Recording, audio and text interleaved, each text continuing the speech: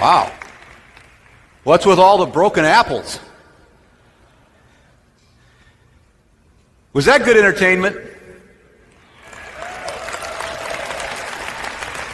I got news for you. It wasn't entertainment. It was education. Did you notice how these martial artists would take a minute before they did the thing they did to think it in their minds? They studied it out.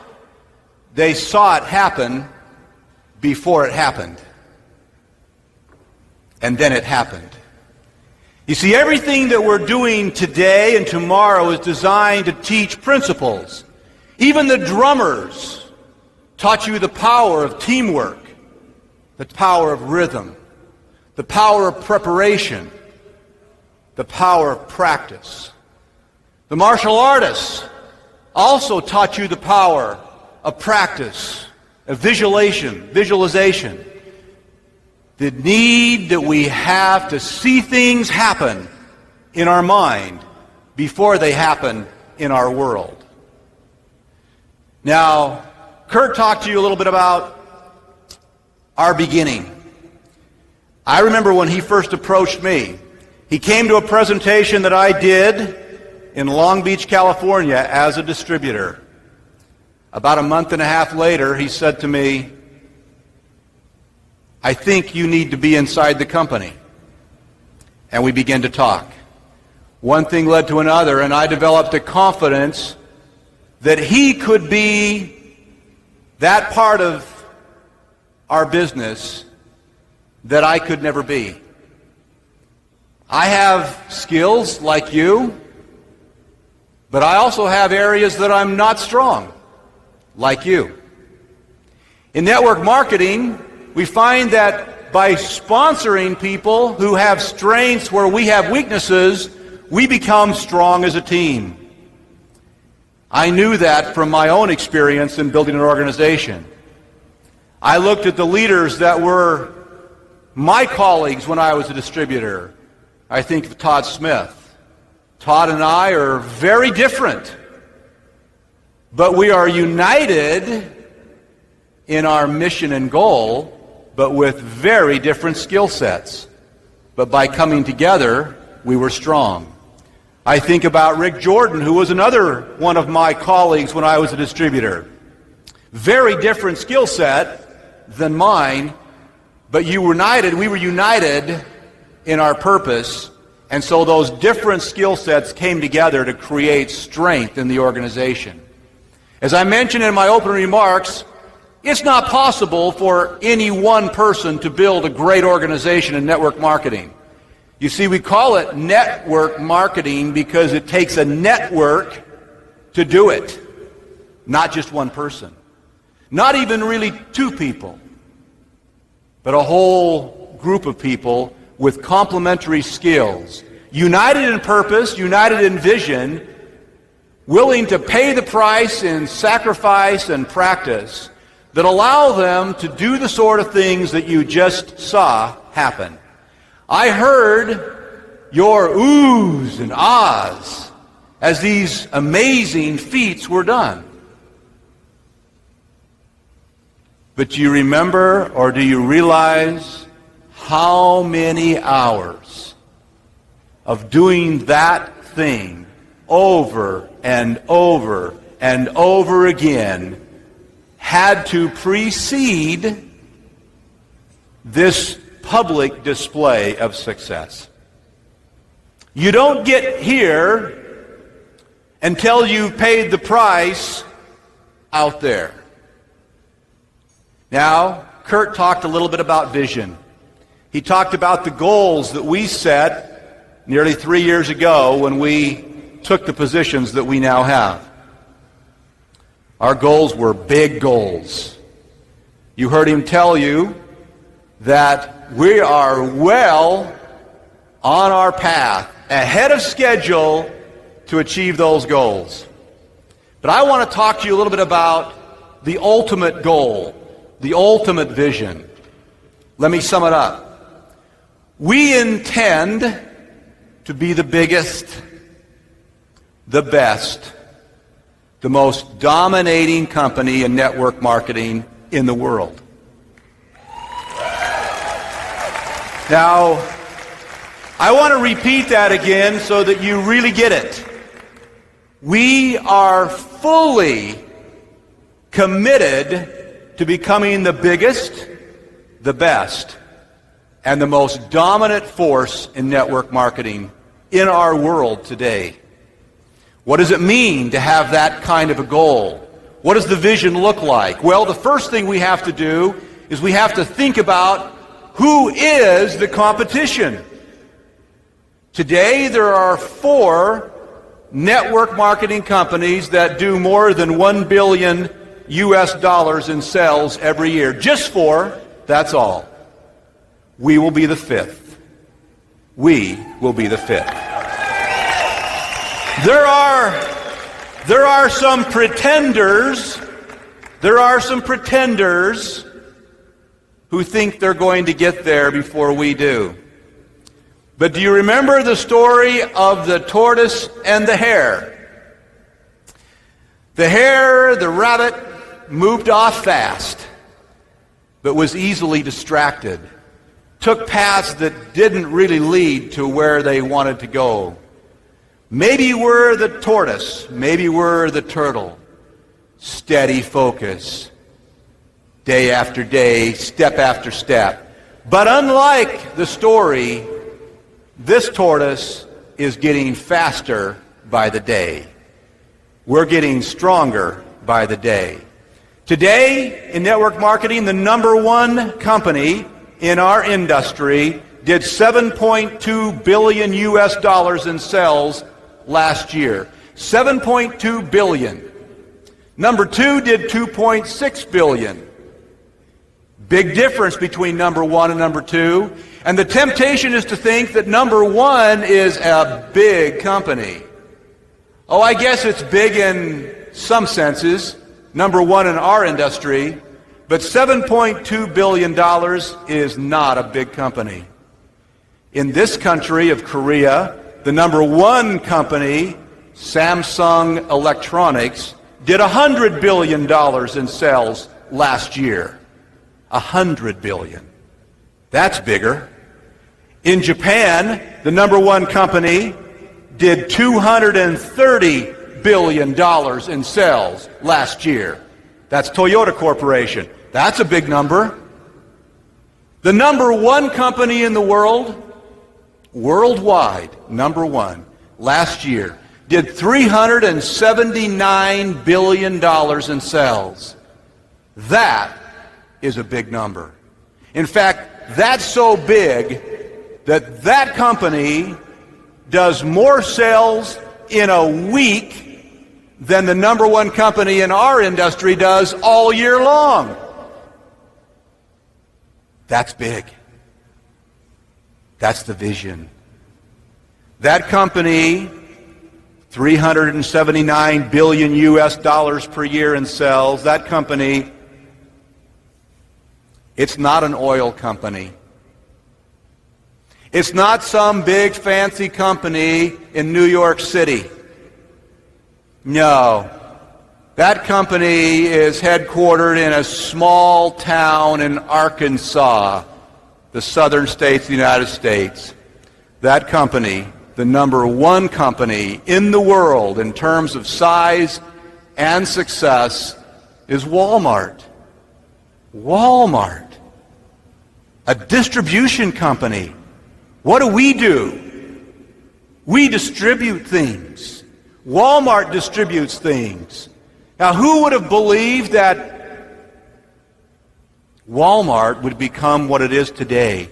50 years ago, Walmart didn't even exist. It wasn't even alive as a company. And today, it's the world's biggest company. What do you think we can do? Do you think the world will always focus only on lower prices? That was the secret to Walmart's success. Give the customer what they wanted. Lower prices. Cheap things.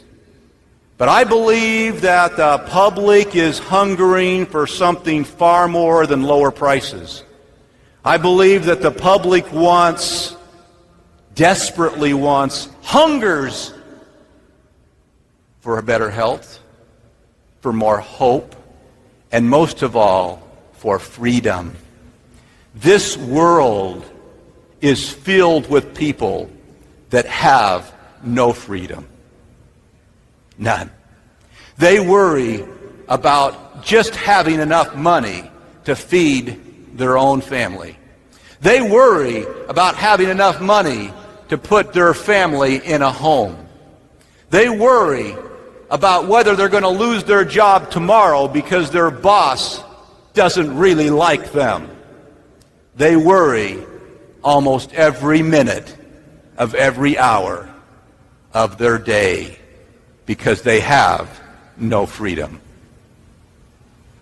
I believe the hunger for freedom is the most basic, fundamental, driving motivator in our humanity today. People die to try and be free. People don't die for lower prices. They die because they want to be able to take control of their life. They want to be able to say, I have enough money that my children can have what they need. They want to be able to say, I have enough time to do the things that are important to me, to take time with the people that I love the most. They want to have enough of the things that matter most in this world. That's called freedom. Now, that's what we offer, freedom. So at Walmart, the largest company in the world, a distributing company, they offer these lower prices. We are just getting started. We are just beginning. But we offer this much more important thing called freedom.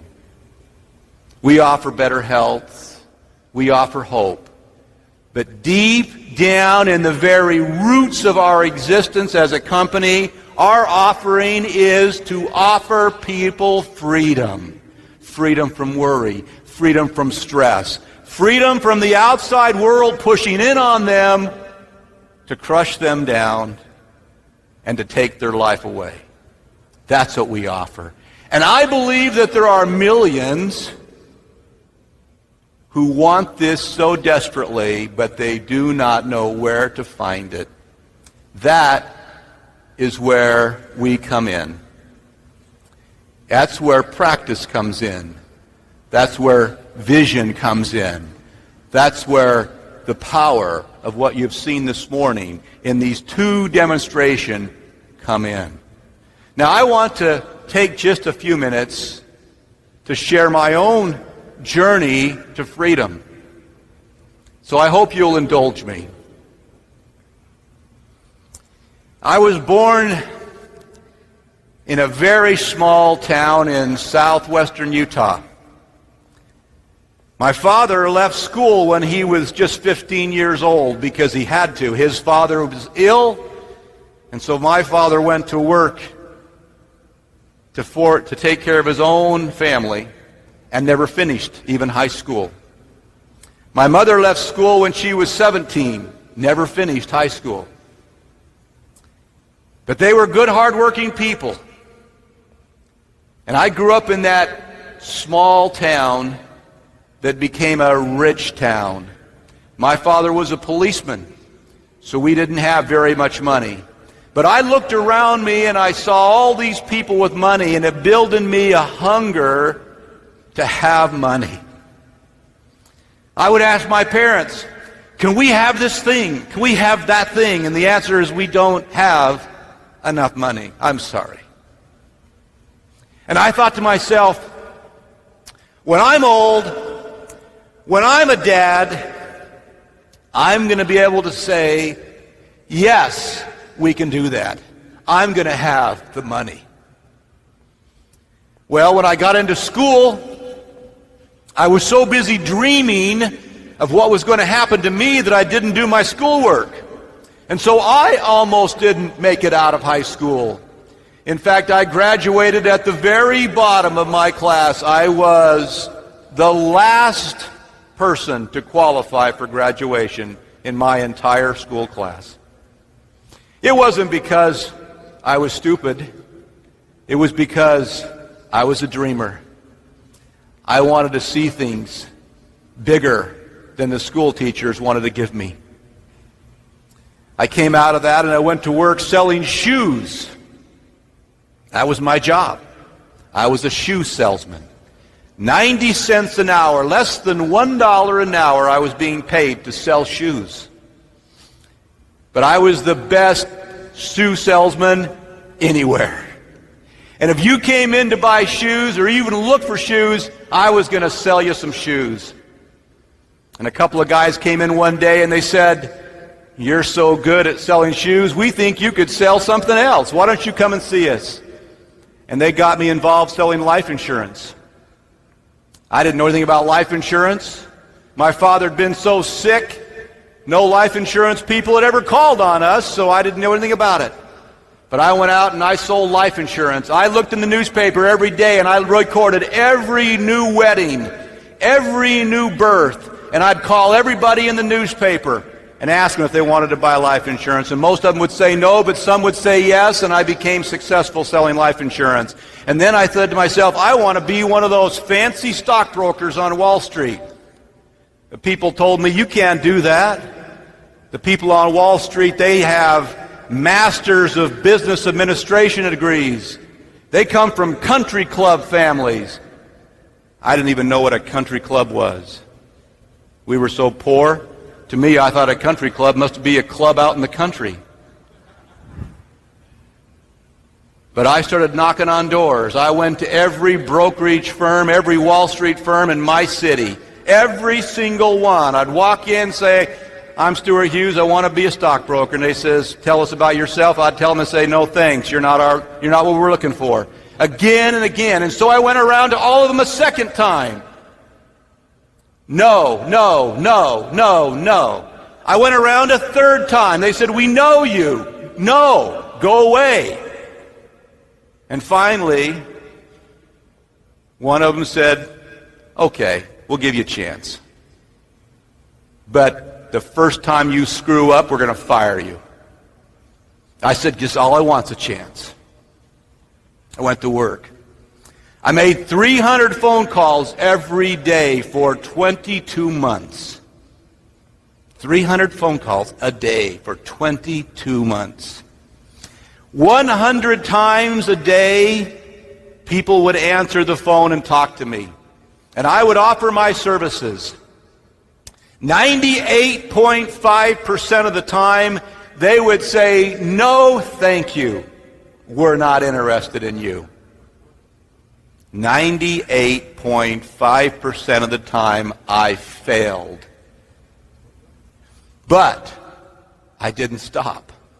1.5% of the time, they said yes.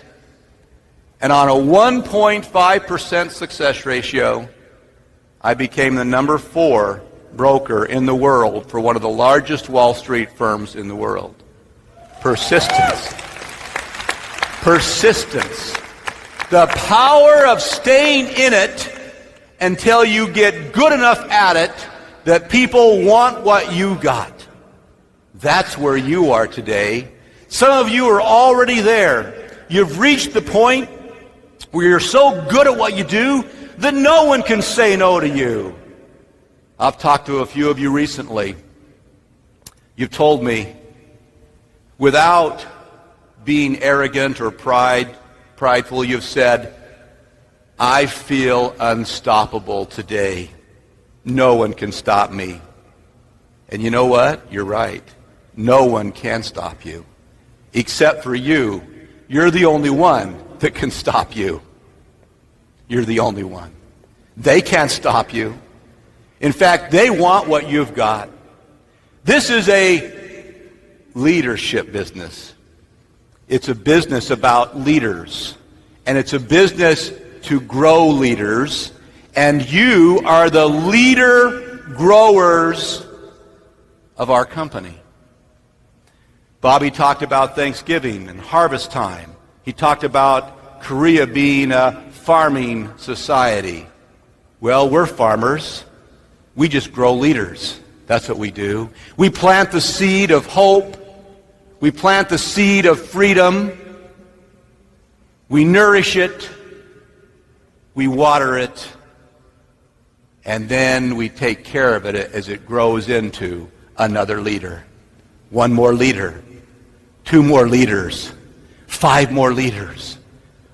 1,000 more leaders.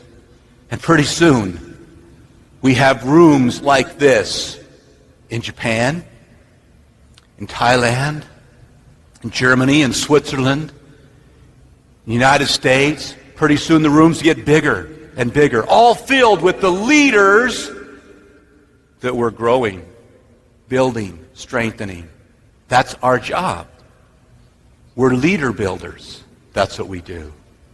So how are we going to become the most dominant force in network marketing? The biggest, the best, the most dominant? It's by giving people what they want. It's by giving people what they hunger for. The desire to be free. The desire to be a leader in their own life, not a follower. Not someone that lets other people make their decisions for them. No. People want to be free. They want to be the leader. They want to be the kind of person that decides what's going to happen to them. That's what they want. And that's what we give them. Do you think 1 million people would want to be leaders? I think so. I think 10 million want to be leaders. I think 100 million want to be leaders. I think the world's most desperate need is for more free leaders. That's our mission. That's our vision. It's not just about the product. We have great products. We have more coming. We're going to be delivering to you great science forever. But it's not just about the product. It's about building leaders. If you will remember this, if you will get this into your minds and never let it go, that your job is to build leaders, not to sell product. The selling of the product is just a process that nurtures the growth of the leader. The goal, the end goal, is to build the people into free, hope-filled leaders. Now, my friends, here we are at the very first global convention that this company has held since Kurt and I became the management part of this company. You've seen the other members of the team. They're strong. We're small today. Very, very small. The day will come in the very near future when you'll think back on this little room and you will say, I remember when we were there in Busan and we had that little group. My own downline's bigger than that group now. That's what you will say.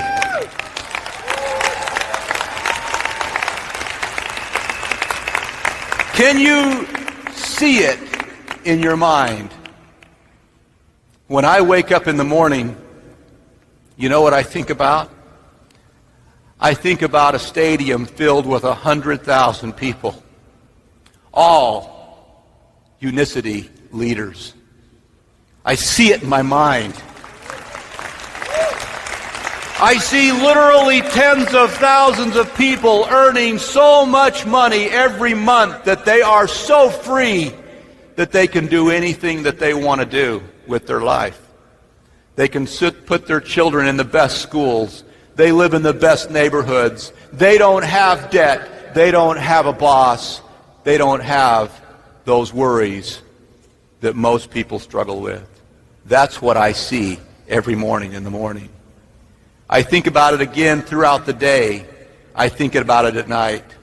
I carry it in my pocket to remind me every time I touch my pocket that the vision is big. The power is here. We're going to achieve it with you and the people out there who want what we all want. Now, the rest of this day will be dedicated to talking about the power of the product and the power of the business and how you can use these things to grow leaders. But please remember the lesson of the karate experts. They were experts because they practiced until they could do it with a blindfold over their eyes. Was that impressive? Yes. It was impressive because we intuitively knew what it took to deliver that kind of performance. That's what we've got to become. We've got to become, in the words of the Japanese language, mushin, able to do it without even thinking about it. Literally, no mind, no thought, automatic, practice, strengthen, practice. I noticed this morning the people from Thailand out in the parking lot. And what were they doing? These are the leaders. These are the top people. And what were they doing? Practicing again and again. And that's why if we were to go to Thailand and have a meeting like this, there would be 5 or 6 times this many people in the room. There's power. Now, I'm going to say goodbye to you now, and you won't have to watch that video of me anymore, and neither will I. But I want to tell you how much I care about you. This is a special moment for me. The company has come a long way. You have come a long way. But remember this, the best is yet to come.